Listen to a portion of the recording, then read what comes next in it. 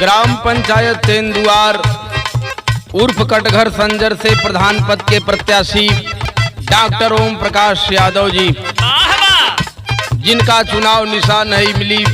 इमली जो ballot paper पर है दूसरे नंबर पर है, ऊपर से दूसरे नंबर पर जो इमली निशान है, इमली निशान के सामने मोहर लगा करके आप लोगों को डॉक्टर साहब को भारी से भारी मतों से विजयी बनाना है। कहनाम है, क्या कहनाम है भैया? डॉक्टर ओम प्रकाश जी के, डॉक्टर ओम प्रकाश जी के इमली निशानवा माई।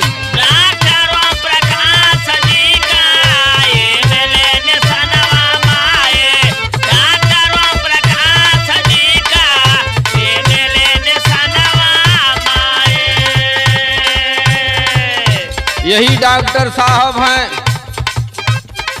इतनी बड़ी इन्होंने ग्राम पंचायत के लिए घोषणा पत्र भेजा कि ग्राम सभा की सारी व्यवस्था निःशुल्क रहेगी।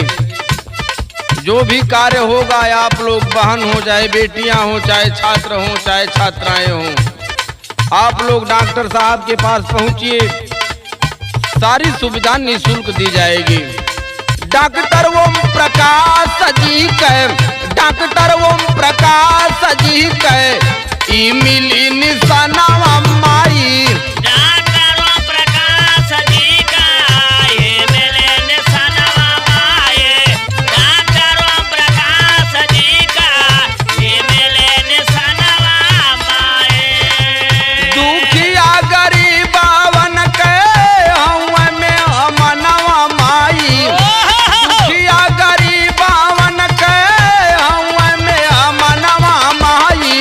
डॉक्टर ओम प्रकाश जी के इमली निशानवा माई।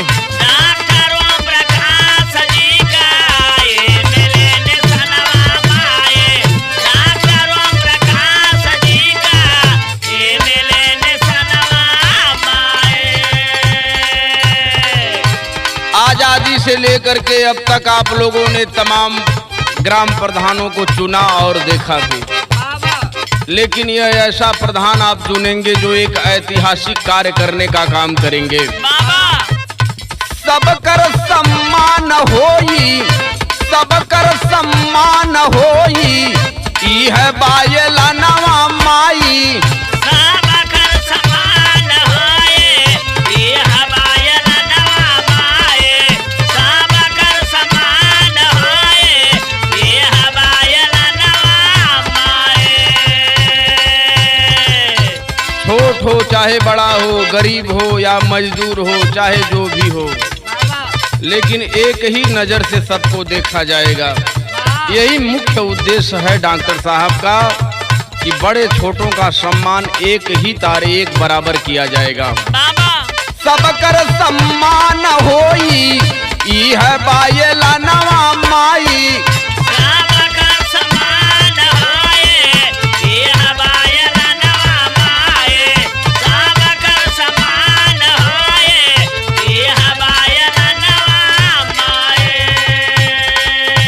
मार दी हम मोहर बाबू, मार दी हम मोहर बाबू, इमली निशानवा माई।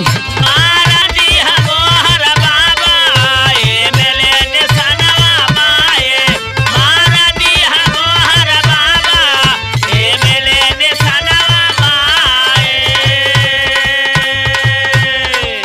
जनई तकारी तोहरो हउए ललनवा माई। जनई तकारी तोहरो हउए ललनवा माई। डॉक्टर ओम प्रकाश जी के इमली निशानवा माई। डॉक्टर ओम प्रकाश जी का इमली निशानवा माई। डॉक्टर ओम प्रकाश जी का इमली निशानवा माई। यह चर्चा घर घर गली गली में गूंजत बा। यही चर्चा है, लोगन के मुखारबिन से एक ही आवाज आवत हो कि अब की बार इमली निशान पर ही मोहर लगी। गली गली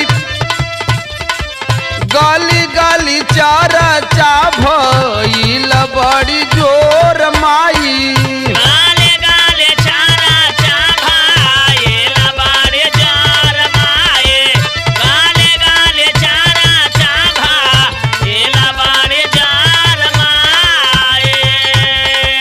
डॉक्टर ओम प्रकाश जी के डॉक्टर ओम प्रकाश जी के लोगवन में शोर माई।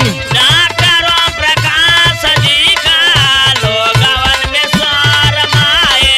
डॉक्टर ओम प्रकाश जी का लोगवन में शोर माई। संतोष दया राम गई है गाँव गाँव गनवा माई।